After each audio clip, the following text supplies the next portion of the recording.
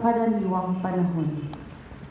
Isama po natin sa ating panalangin ang pasasalamat at espesyal na intensyon ng Suarez at Fernando family at ang kapayapaan ng kaluluwa ni Santiago Baquiran at Christopher Valentin Escalicas. Ang ating pong banal na misa ay pangungunahan ni Reverend Father Ernesto Raimundo ng St. James Parish, Subic. Magsitayo po tayong lahat at ating awitin ang pangungad na awit.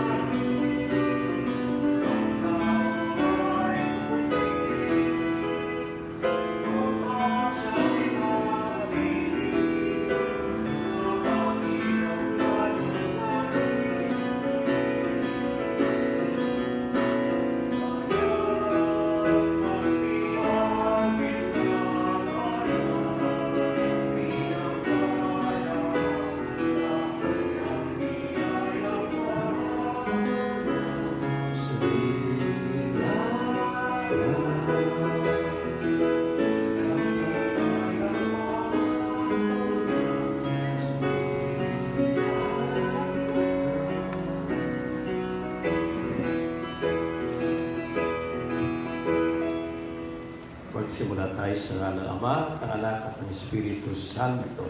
Amen. Sumainyo ang Panginoon. At sumayo rin. Bilang paghahanda sa ating banal na pagdiriwang, aminin natin ang ating kasalanan.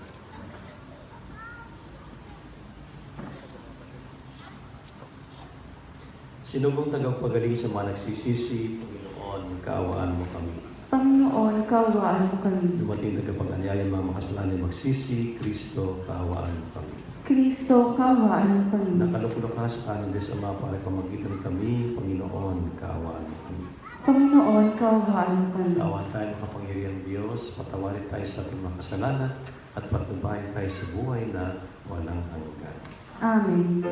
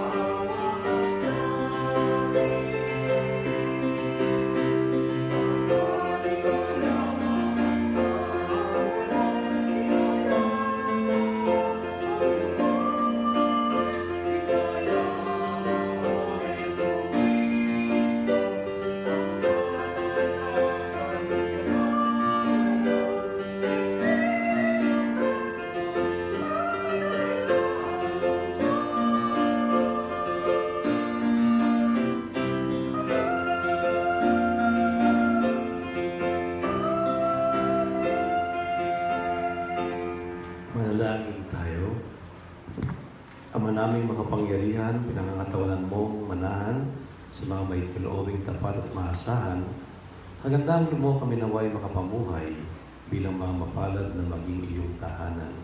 Sa pamamagitan ni Kristo, kasama ng Espiritu Santo, magpasawalang hanggan. Amen. Magsiupo po at makinig sa pagpapahayag ng salita ng Diyos.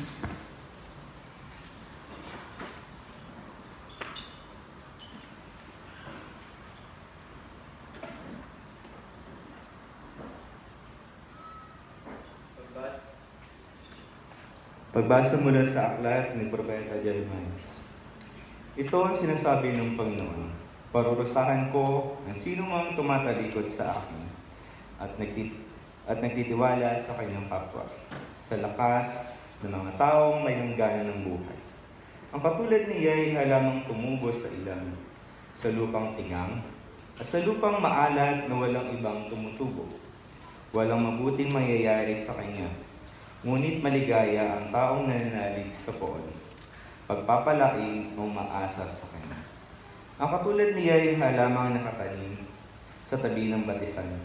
Ang mga ugat ay patungo sa tubig. Hindi ito manganganib kahit dumating ang tag-init, sapagkat mamamalaging luntian ang mga dahon nito. Kahit di umulan, ay wala itong alalahan. Patuloy pa rin itong mamuti. Ang salita ng Diyos. Salamat sa Diyos. Salmong Tugon. Mapalad ang umaasa sa Panginoong tuwina. Mapalad ang umaasa sa Panginoon tuwina. Mapalad ang taong hindi naaakit niyong masasama, upang sandan niya ang kanilang payo at maling halimbawa. Hindi sumasama sa sino mang taong ang laging adhikay pagkawanan lamang at hamak-hamakin ang Diyos na dakila. Nagagalak siyang laging magsaliksik ng banal na aral.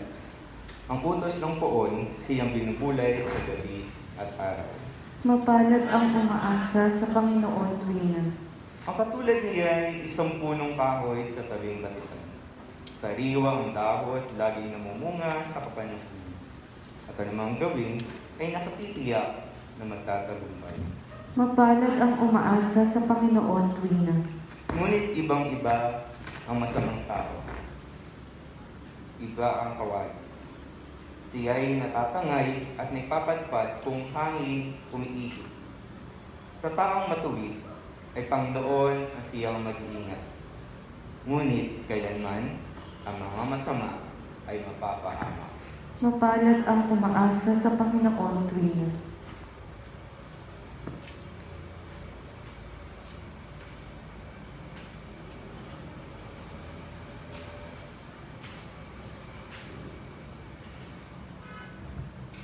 Pagbasa mula sa unang sulat ni Apostol San Pablo sa mga taga-Korinto. Mga kapatid, kung ipinangangaral namin si Kristo ay muling nabuhay, ano't sinasabi ng ilan sa inyo na hindi bubuhayin muli ang mga patay? Kung hindi bubuhayin muli ang mga patay, hindi rin muling binuhay si Kristo. At kung hindi muling binuhay si Kristo, kayo'y hindi pa nahango sa inyong mga kasalanan at walang katuturan ang inyong pananampalataya. Hindi lamang iyan, lilitaw pa na ang lahat ng namatay na nananalig kay Kristo ay napahamak. Kung ang pag-asa natin kay Kristo ay para sa buhay na ito lamang, tayo na ang pinakakawawa sa lahat ng tao. Ngunit ang totoo, si Kristo'y muling binuhay bilang katibayan na muling bubuhayin ang mga patay. Ang salita ng Diyos. Salamat sa Diyos. Magsitayo po.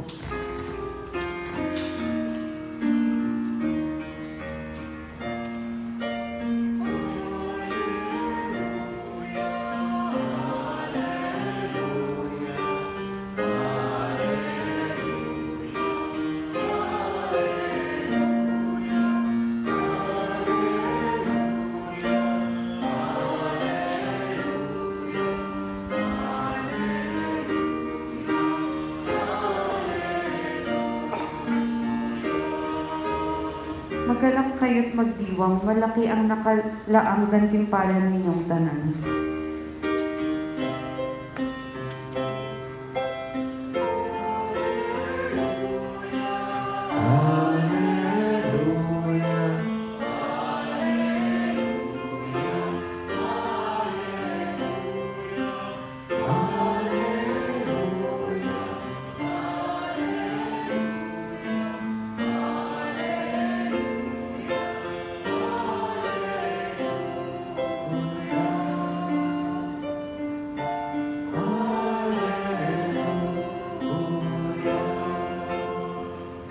Sumainyo ang Panginoon. At sumainyo Ang mabuting balita ng Panginoon ayon kay San Lucas. papuri sa iyo, Panginoon. Noong panahon iyon, bumaba si Jesus kasama ang 12. At tumayo siya sa isang patag na lugar. Naroon ang marami sa kaniyang mga alagad at ang napakaraming tao buhat sa Judea at Jerusalem at sa mga bayan sa baybaying dagat ng Tiro at Sidon. Tumingin si Jesus sa mga alagad at kanyang sinabi, "Mapalad kayong mga dukha, sapagkat ang Diyos ang maghahari sa inyo. Mapalad kayong mga nagugutom ngayon, sapagkat kayo'y bubusugin. Mapalad kayong mga tumatangis ngayon, sapagkat kayo'y magagala. Mapalad kayo kung dahil sa anak ng tao, kayo kinapupuotan, nagtatabuyan at inaalimura ng mga tao. Mag-alala kayo at lumukso sa tuwa kung ito'y mangyayari, sapagkat malaki ang inyong gantimpala sa langit. Kaya din ang ginawa ng kanilang mga ninuno sa mga propeta. Ngunit sa aba ninyong mayayaman ngayon, sapagkat nagtamasa na kayo ng kaginhawaan. Sa aba ninyong mga busog ngayon, sapagkat kayo'y magugutom. Sa aba ninyong nagsisitawa ngayon, sapagkat kayo'y magdadalamhati at magsisitangis. Sa aba ninyo kung kayo'y pinupuri ng lahat ng tao, sapagkat kayo din ang ginawa ng kanilang mga ninuno sa mga bulaang propeta. Ang mabuting balita ng Panginoon. Pinupuri ka namin, Panginoong Hesukristo.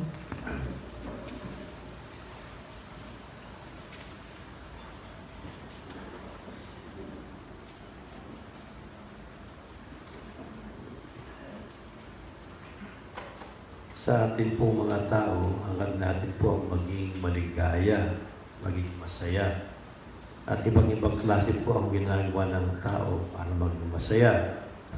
Ang iba talagang extra effort para dumami ang pera, magkaroon ng maraming ari-arian, mabili yung lahat ng gusto. Yung damit, alahas, sasakyan, magandang bahay. O kaya naman po magkaroon ng pwesto sa lipunan, magkaroon ng kapangyarihan. Marami po yan. O kaya naman po dahil sa kung ano man meron siya, siya po'y pupurihin ng mga tao. Marami pong klase para maging masaya ang tao na ginagawa niya para siya maging masaya.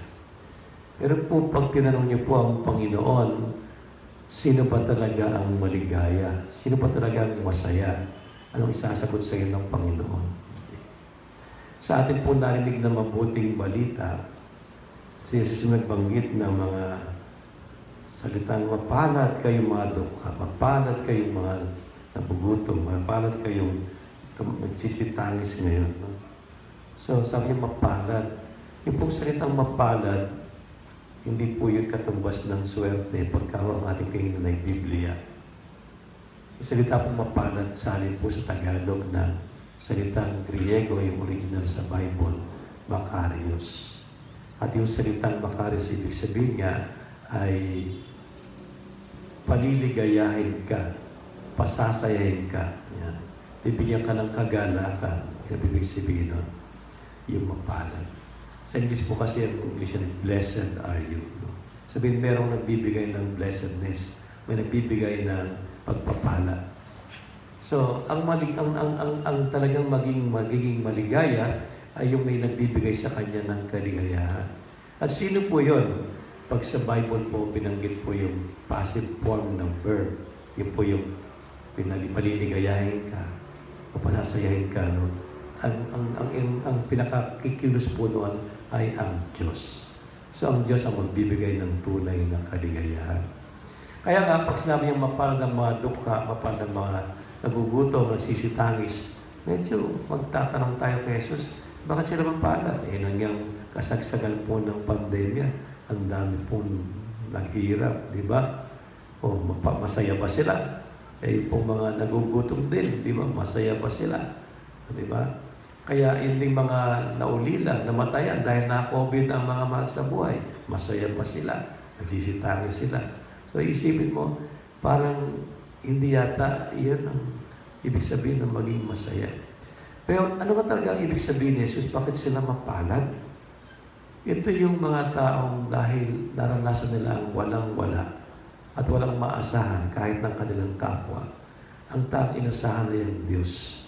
At sa Diyos na nakita ang lahat ng kanilang pag-asa, ang kanilang mga natugunan sa kanilang mga hinaan sa buhay. Kahapon, nagmisa po ko sa baryo yan sa isang pati ng Kawag. Na-sermon ko nga po yung tungkol sa mapalad. Sabi niya, nung nag-uusap namin pagkatapos ng misa, naiyak siyang bigla. Bakit po? Kasi meron siyang 5 anak. Tapos sila pong mga pamilya na mahirap, hindi ba sila mayaman? Baga, ginapang lang niya yung mga anak niya para makapag-aaral. Pero yung isa niyang anak, hindi nakapag-aaral. Tapos ngayon ay mayroong sakit at may tanin na sa buhay. Kasi sinasabi talaga, Father, tutusin talaga, Diyos lang talaga ang pagmumula ng lahat. Sabi niya gano'n. Sa kabila ng marami ng effort para sa mga anak, na nakita niya, ang pagmumula ng lahat ay ang Diyos lang. Kaya si Pablo Apostol sa ikalawang pagbasa, meron po siyang binanggit sa atin. Sabi niya sa atin sa huling bahagi ng ikalawang pagbasa. Ganyan. Ngunit ang totoo, kung ang pag-asa natin kay Kristo ay para sa buhay na ito lamang, tayo na ang pinakakawawa sa lahat ng tao. Ano po kaya ibig sabihin ni Pablo? No?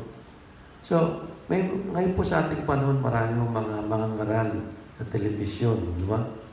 Nasasabihin sa iyo, pag sumampalataya ka sa Panginoong Kristo as your personal Lord and Savior, ikaw ay sasagana sa buhay, di ba? Ang tawag po dyan ay prosperity gospel, di ba? Wala naman pong pagsala ng Diyos ay magbibigay ng biyaya sa mga tao. Pero kung yun lang po, sabi ni Pablo, ang dahilan kung bakit ka naniniwala kay Jesus, ikakawawa ka, no? Kung mga bagay-bagay lang sa lupa ang inaasahan mo kay Kristo, ikaw pinakakawawa sa mundo ito. Ang binibigyan din ni Pablo, ang tunay na talagang dapat mong hingin sa Panginoon ay yung buhay na galing sa Diyos. Yung buhay na kaisa ng Diyos. Yung buhay na kasama ng Diyos. At yung point na sabi niya, muling pagkabuhay tungo sa buhay na walang hanggan.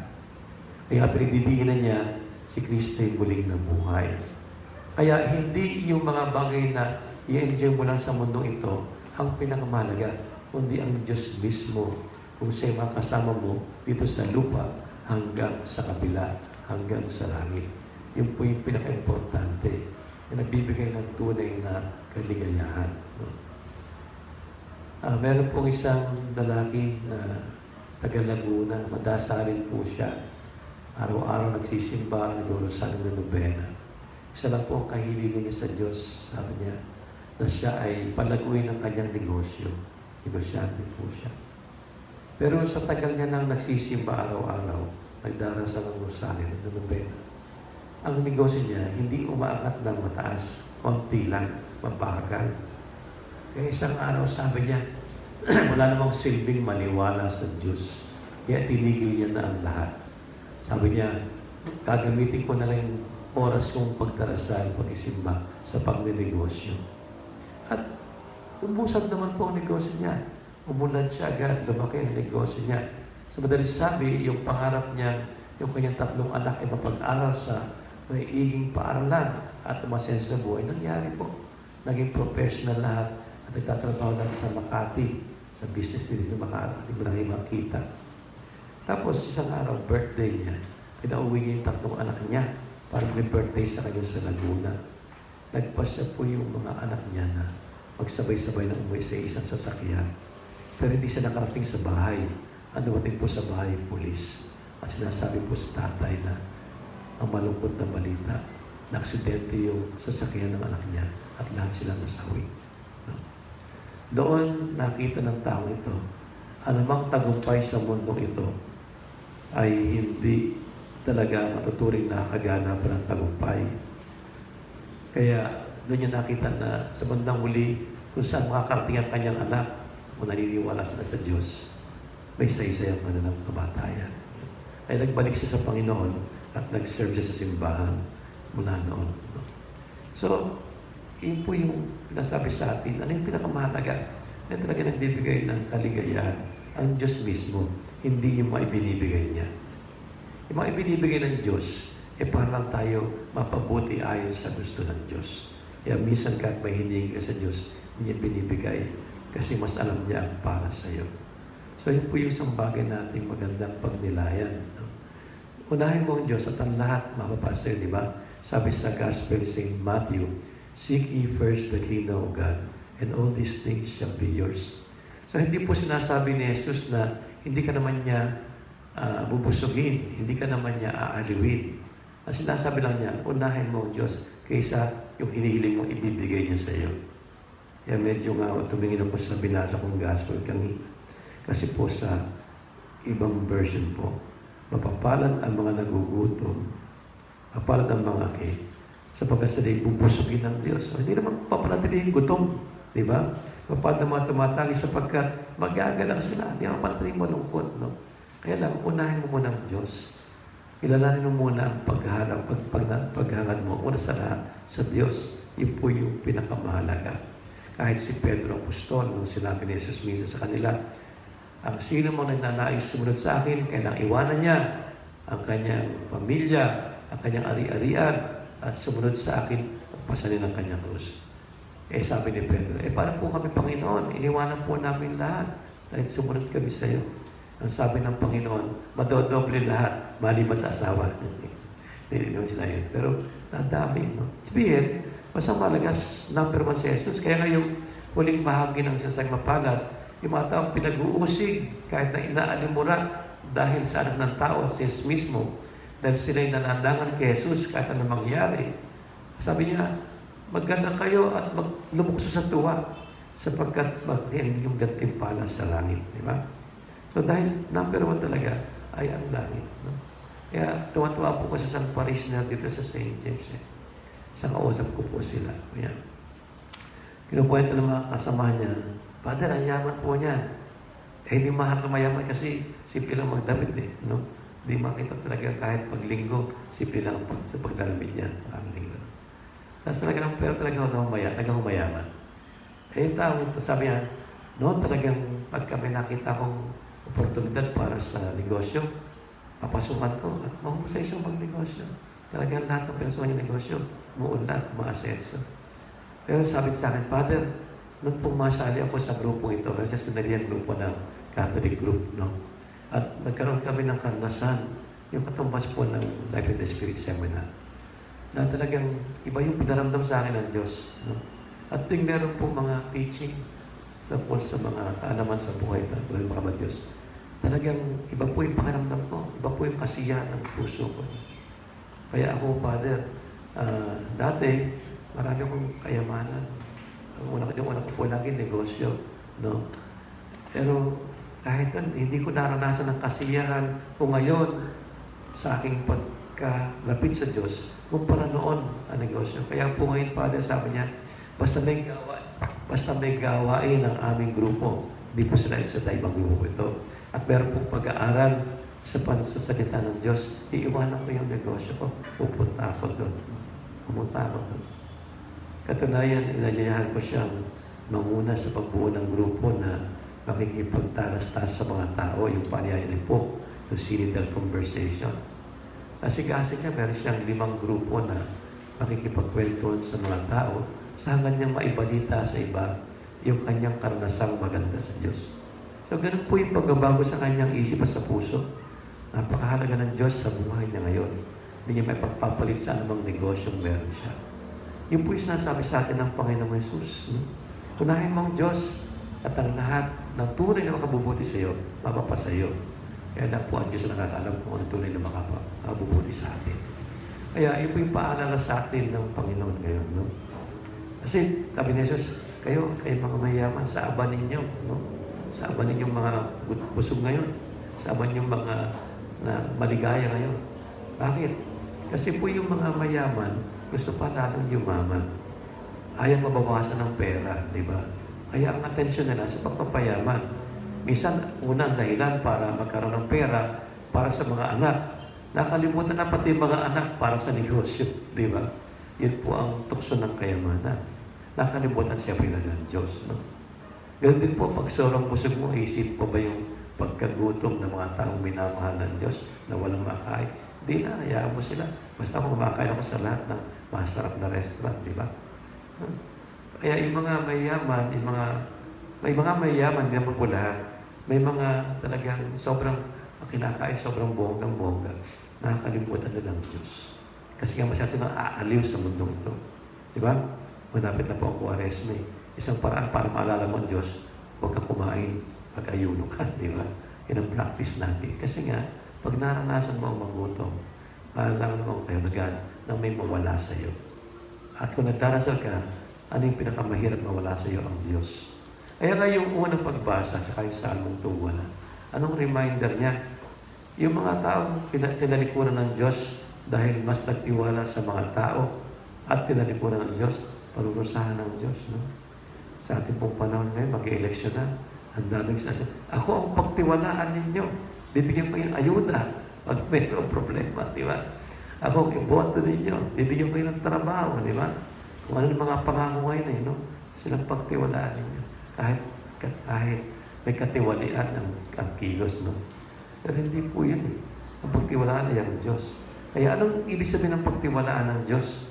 Ang larawang ginamit po sa atin sa unang pagbasa at sa Salmong 2:1. Yun po bang, dito po sa atin sa tubig, may mga ilog pa po, di ba? Ilog na sariwa ang tubig na. Pag pinansin nyo pa, kahit tag-araw, yung mga halaman sa tabi ng ilog, kulay perde pa rin ang dahon, hindi kulay brown. Kasi yung ugat, nakababad pa rin sa tubig. At sa tubig, umaagos yung sustansya sa halaman. Di ba? At kung bungang kahoy po yung nagbubungang kahoy po yun, mamumunga kahit tag-araw. Di ba? Yun ang larawan binibigay sa atin. At yan po isang larawan na madalas binabanggit sa matandang tipan ng Biblia. Na ang taong talagang, ang Diyos ang number one. Para siyang laging halaman na nakatanim sa tabi ng ilog. No? Ganun po. Kaya tayo nagsisimba tuwing araw ng linggo. Kaya tayo nagdarasal araw-araw. Kaya tayo nagbabasa ng salita ng Diyos para tayo bababad sa Panginoon at siyang ating kapitan lagi. At huwag tayong mahikayat o matukso ng mga bagay na pangdito lang sa mundo. Ang Diyos po ang number one. Kung meron kapantay ang Diyos sa puso mo, problema ka na. No? Tandaan niyo po yan. Kung para sa iyo, pantay lang ang kayamanan ng Diyos, problema ka na. Kung para sa isang politiko, pantay lang ang Diyos at saka yung kapangyarihan niya, problema na siya. No? Dahil parurusahan siya ng Diyos. Pero ang parusa actually yung mawawala ka sa Diyos, di ba? Yung pag-isipan po natin yan, pagnilayan po natin yan, at sulit natin ang mga sarili. Talaga bang ang Diyos ang number one? O yung ibinibigay lang ng Diyos? O gawa lang ng Diyos ang number one? Pag-isipan po natin. Tumayo po tayo na. Iayo po natin ang ating panampalataya. Sumasampalataya ko sa Diyos Sa ang mga kapangyarihan sa lahat na may gawa ng langit at lupa. Sumasampalataya ako kay Jesucristo, iisang anak ng Diyos, Panginoon nating lahat.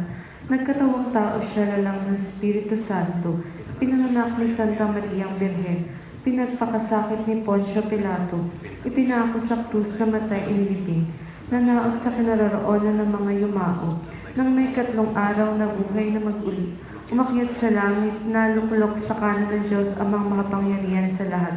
Doon magmumulang parinto at hukom ng mabubuhay at ng matay na tao. Sumasampalataya naman ako sa Diyos Espiritu Santo, sa banal na simbahang katolika, sa kasamahan ng mga banal, sa kapatawaran ng mga kasalanan, sa pagkabuhay na muli ng matay na tao, at sa buhay na walang hanggan. Amen. Tayo dumalangin sa ating Diyos Amang mapagpala sa lahat upang sa pamamagitan ng matiwasay na pamumuhay, mapabilang tayo bilang mapalad sa paningin ng ating Panginoong Jesucristo. Ating dasalin ng buong kababaang loob, Panginoon, dinggin mo ang panalangin ng iyong bayan. Panginoon, digin mo ang panalangin ng iyong bayan. Para sa mga pastol ng simbahan, patuloy nawa silang kumapit sa iyo, Ama, na siyang nagpapalakas sa kanila upang magampanan nila ang kanilang tungkulin maglingkod ng may integridad. Manalangin tayo. Panginoon, digin mo ang panalangin ng iyong bayan. Para sa mga nagnanais na maglingkod sa aming bayan, bigayaan mo nawa sila ng karunungan, integridad at katapatan upang matupad ang kanilang mga adhikain, lalong-lalo na yaong mga para sa lubos na mahihirap. Manalangin tayo. Panginoon, digin mo ang aming panalangin. Para sa mga frontliners na patuloy na lumalaban sa pandemyang dulot ng COVID-19, makasumpong nawa sila ng suporta at paggabay sa mga namumuno sa kani-kanilang LGUs at lokal na komunidad.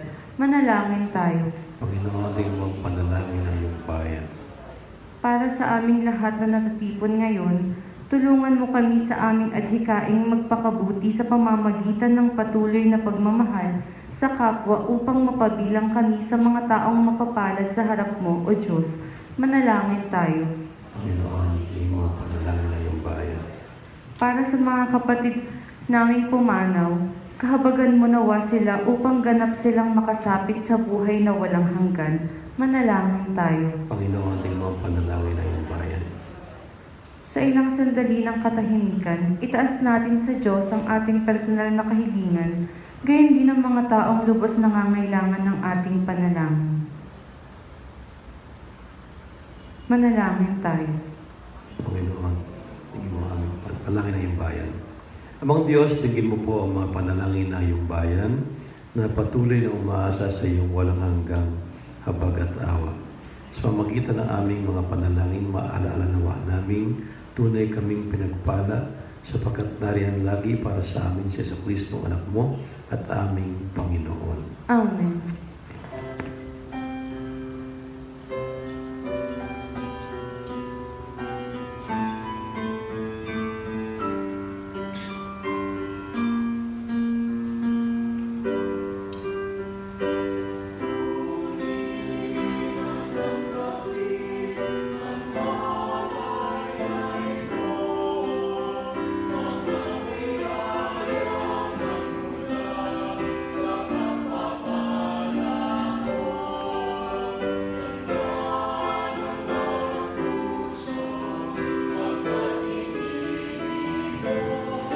Maaari na pong magsimula.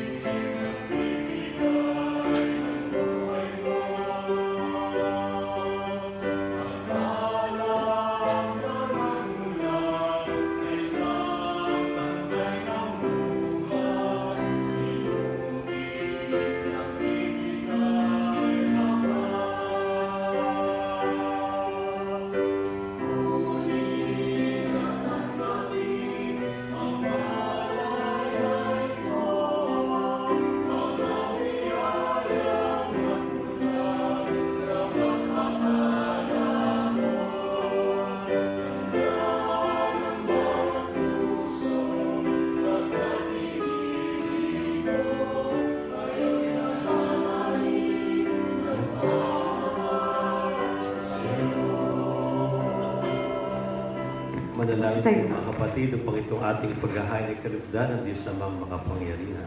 Tanggapin nawa ng Panginoon itong paghahain sa iyong mga kamay, sa kapurihan niya at karangalan sa ating kapakinabangan at sa buong sambayanan niyang banal. Ama naming lumikha, kami naway dalisayin at panibaguhin ng aming gaganaping paghahain. Kami naway taguyod ng gagawin namin ito sa pagnanais namin sundin ang loob mo sa magitan ni Kristo kasama ng Espiritu Santo magpasawalang hanggan. Amen. Sumainyo ang Panginoon. At sumayo rin, Itaas sa Diyos ng puso at diwa. itinaasa namin sa Panginoon. Pasalamatan natin ang Panginoong ating Diyos. Marapat na siya'y pasalamatan. Ama namin makapangyarihan, tunay ang marapat na kay aming pasalamatan. Nasa iyo ang aming buhay, pagkilos at pag-iral. Sa pamumuhay namin araw-araw, tinatamasa namin ang iyong pagmamahal. Sa pag-ibig mong ipinunlas ang katauhan, ang Espiritu Santo ay unang aning bigay. Nang anak mong naglagang sa amin ang katiyakan, nakalaang mabuhay kami sa piling mo kailanman. Kaya kaysa ng mga anghel, nagsisiawit ng papuri sa iyo, nang walang humpay sa kalangitan, kami nagbubunyi sa iyong kadakilaan.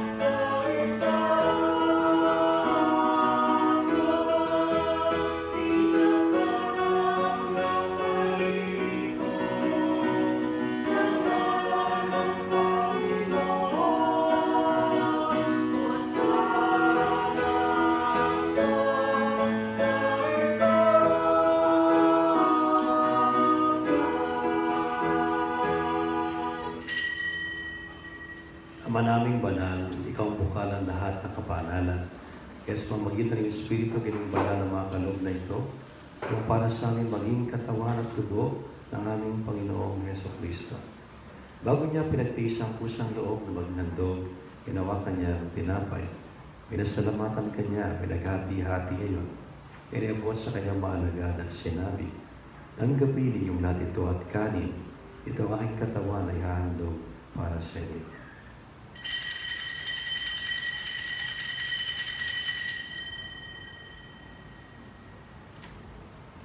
Kaya hindi naman matapos ang hapunan, hinawakan niya ang kalis, muli kanyang pinasalamatan.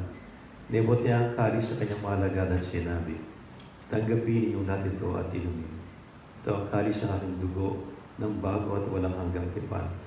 Ang aking dugo ay bubuhos para sa inyo at para sa lahat sa pagpapatawad ng mga kasalanan. Gawin niyo ito sa pag-alala sa akin."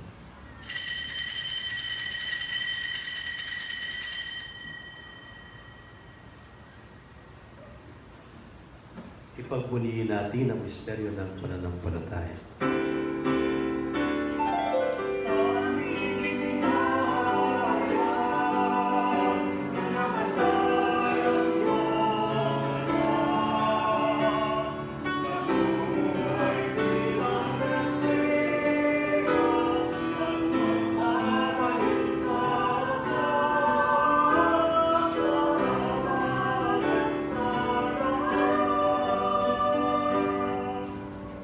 Ama, ginagawa namin ngayon ang pag-alala sa pagkamatay at muling pagkabuhay ng iyong anak. Kaya tinali namin sa iyong tinapay na nagbibigay buhay at ang kalis na kakalob ng kaligtasan. Kami nagpapasalamat dahil kami yung minarapat at tumayo sa harap mo para maglingkod sa iyo. Sinasama namin kami magsasalo-salo sa katawan at dugo ni Kristo ay mabuklod sa pagkakaisa sa pamamagitan ng Espiritu Santo. Ama, lingapin mo yung simbahang laganap sa buong daigdig. Puspusin mo kami sa pag-ibig. Kaysa ni Francisco naming Papa at ni Bartolome naming Obispo at ng buong parihan. Ang lahat ng mga kapatid naming nahimlay na may pag-asang sila'y muling mabubuhay, kaya din ang lahat na mga pumanaw. Kaawaan mo silang patuloyin sa iyong kaliwanagan. Kaawaan mo at pagindapating kaming lahat na makasalo sa iyong buhay na walang wakas. Kaysa ng mahal na Birheng Maria na ina ng Diyos, kaysa ni San Jose na kanyang kabiyak ng puso, kaysa ng mga apostol at ng lahat ng mga banal, na namuhay dito sa daigdig ng kalugod-lugod sa iyo. May pagtiyong naman namin ang pagpupuri sa kaharangan mo sa magitan ng iyong anak na aming Panginoong Heso Kristo. Sa pamamagitan ni Kristo, kasama niya sa Kanya ang lahat ng parangal at papuri sa iyo, Kasamang makapangyarihan, kasama ng Espiritu Santo, magpasawalang hanggan.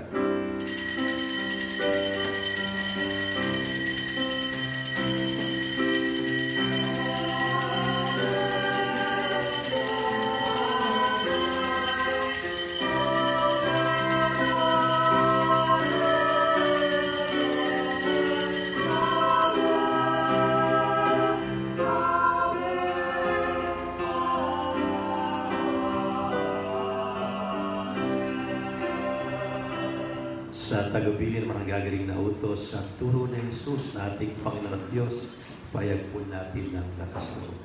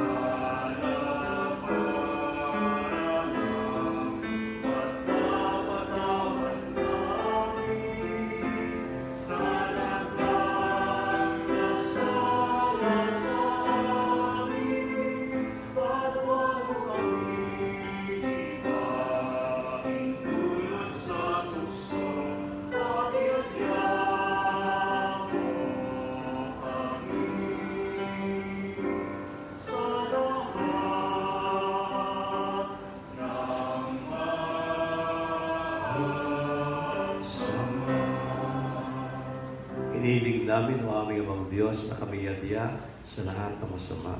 Pagkalooban ng kapayapaan araw-araw, iligtas sa kasalanan at ilayo sa lahat ng kapahamakan. Samantalang aming pinanabigan ang dakilang araw ng pagkapahayag ng tagapagligtas namin si Yesu Kristo.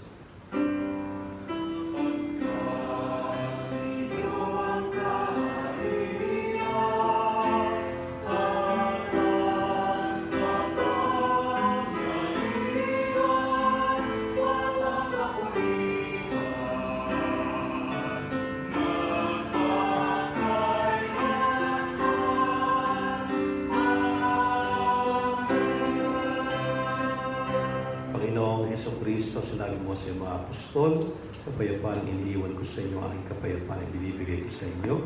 Tunghayan mo aming panumpalataya at huwag ang aming mga pagkakasala. Pagkalooban mo kami ng kapayapaan, pagkakaisayan sa iyong kalooban, kasama ng Espiritu Santo, magpasawalang hanggan. Amen. Ang kapayapaan ng Panginoon naway laging sumayo. At sumayin. Magbigay kayo ng kapayapaan sa isa't isa.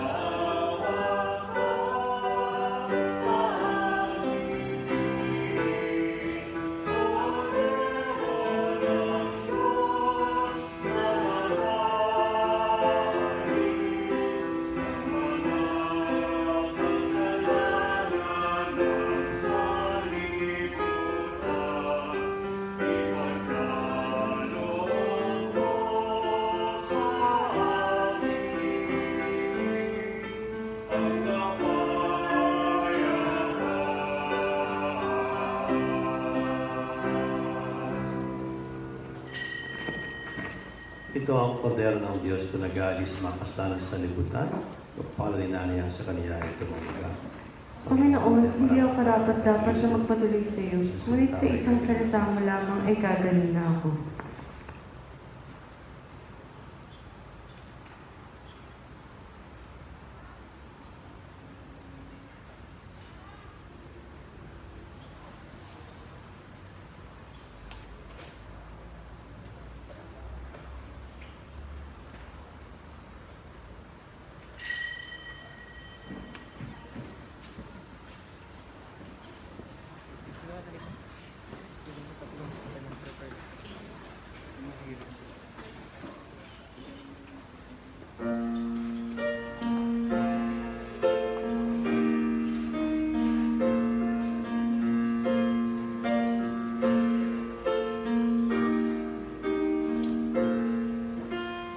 I will come to you in the silence.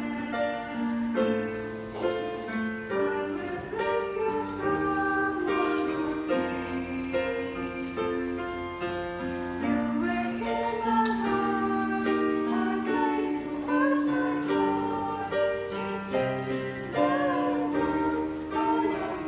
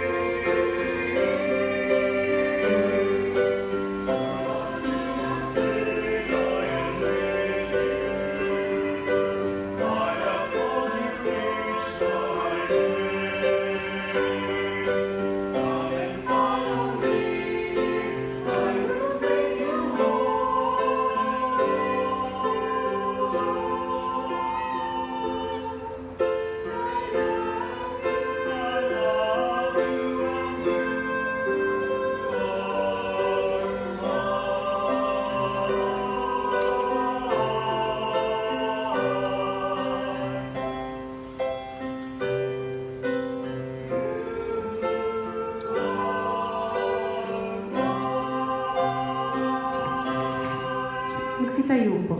Manalangin tayo.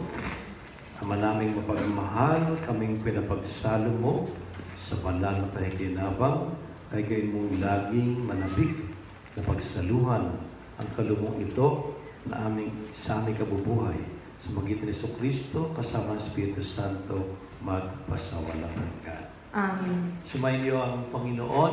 At sumayin. Pagpalain kayo lahat ng pagmahal na Diyos, Ama, Anak, at Espiritu Santo. Amen. Tapos na ang misa, ang mga nagmamahal sa Diyos at sa kapwa. Salamat sa Diyos.